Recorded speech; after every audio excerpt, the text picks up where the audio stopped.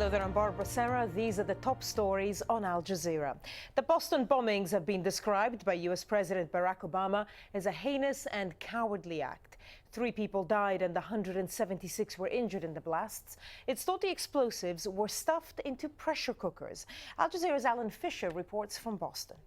We're being told by the Associated Press and other media outlets, and we ourselves have spoken to law enforcement officers who haven't dissuaded us of the notion that these bombs were packed in something like this, pressure cookers. Now, these are used extensively in Iraq and Afghanistan, and what you have is a very deep pan, and in there they would place the explosives, and round about it we know here there were ball bearings and nails packed around the explosives, so that when they explode, the blast might not be that big as we saw here in Boston, but the damage it does is extensive.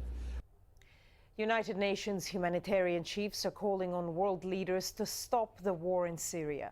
They say the UN could be forced to suspend humanitarian aid if the conflict continues. The EU's High Commissioner for Humanitarian Aid and Crisis Response says getting help to civilians has been a challenge.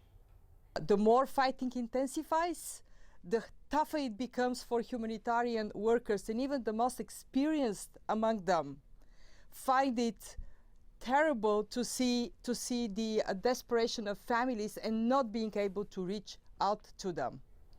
In Venezuela, 7 people have been killed and at least 130 arrested in violent clashes between supporters of President-elect Nicolas Maduro and his rival Enrique Capriles.